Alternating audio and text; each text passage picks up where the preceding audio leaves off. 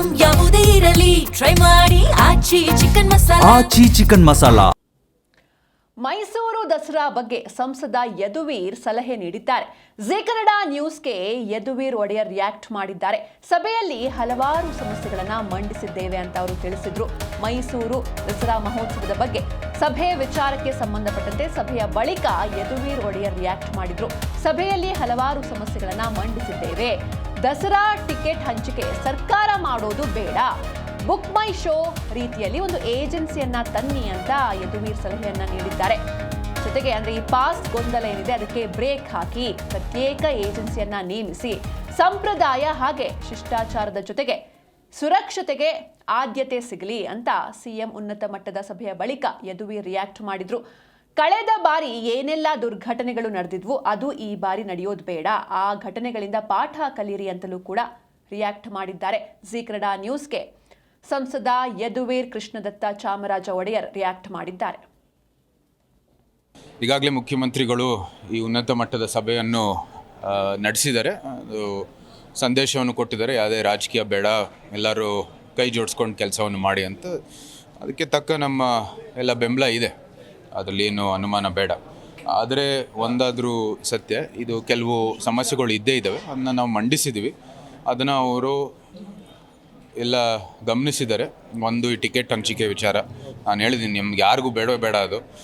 ದಯವಿಟ್ಟು ಯಾವುದೋ ಏಜೆನ್ಸಿಗೆ ಅಥವಾ ಯಾವುದೋ ಬುಕ್ ಮೈ ಶೋ ಇಂಥದ್ದೆಲ್ಲ ಅವರೇ ಅಂತಲ್ಲ, ಯಾರೋ ಬೇರೆ ಏಜೆನ್ಸಿನೂ ಆಯ್ಕೆ ಮಾಡಲಿ, ನಮಗೇನು ತಕರಾರಿಲ್ಲ. ಆಯ್ಕೆ ಮಾಡಿಬಿಟ್ಟು ಅವ್ರಿಗೆ ಪೂರ್ತಿ ಈ ಒಂದು ಟಿಕೆಟು ಮಾರಾಟ ಇದರ ಒಂದು ಏನು ಹೊಣೆ ಇದೆ ಅವ್ರು ಕೊಟ್ಬಿಡಿ. ನಮ್ಗೆ ಯಾರಿಗೂ ಬೇಡ. ನಮ್ಗೆ ಏನಾದರೂ ಯಾರಿಗಾದ್ರು ಕೊಡಿಸ್ಬೇಕಂದ್ರೆ ನಾವು ಅದರಲ್ಲೇ ಖರೀದಿ ಮಾಡ್ಬಿಟ್ಟು ಕೊಡಿಸೋಣ.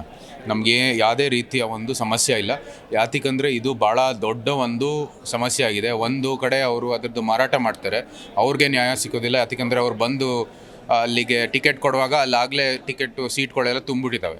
ಸೊ ಅದು ನಮಗೂ ಕೂಡ ಪಾಸ್ ಅಂತ ಬಂದು ನಮ್ಮ ಕಚೇರಿಗೆ ಇನ್ನೊಬ್ಬರು ಜನಪ್ರತಿನಿಧಿ ಕಚೇರಿಗೆ ಬಂದು ಕೇಳ್ತಾರೆ. ಸೊ ನಮಗೂ ಭಾರಿ ಒತ್ತಡಗಳಿರುತ್ತೆ. ಬೇರೆ ಜನಪ್ರತಿನಿಧಿಗಳದ್ದು ಇದೇ ಅಭಿಪ್ರಾಯ. ಅದು ಒಂದು ಭಾಗ. ಎರಡನೇದು ಆನೆಗಳದು ಏನು ಮೆರವಣಿಗೆ ದಿವಸ ಯಾವುದು ಒಂದು ಶಿಷ್ಟಾಚಾರ ಇರಬೇಕು, ಶಿಸ್ತಿನಿಂದ ಎಲ್ಲ ಭಾಗವಹಿಸುವಂಥದ್ದು ಕಲಾವಿದರು ಇರ್ಬೋದು ಅಥವಾ ಅಧಿಕಾರಿಗಳು ಇರಬೇಕು, ಏನೇನು ಡ್ರೆಸ್ ಕೋಡ್ ಹಾಕೋಬೇಕು ಅಂತ ಚರ್ಚೆ ಎಲ್ಲ ಹಿರಿಯರು ಮಾಡಿದ್ರು. ಅದಕ್ಕೆ ತಕ್ಕ ನಮ್ಮ ಅಭಿಪ್ರಾಯ.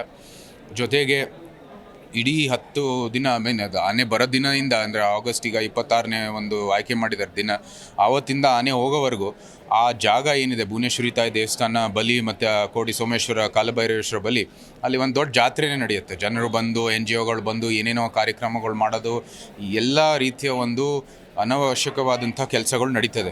ಸೊ ಇದು ದುಬಾರಿಯಲ್ಲಿ ಪ್ರಕರಣ ನೋಡಿದ್ದೀವಿ. ಅನೇಕ ಒಂದು ಆನೆ ದಾಳಿಗಳು ನಡೆದಿದ್ದಾವೆ.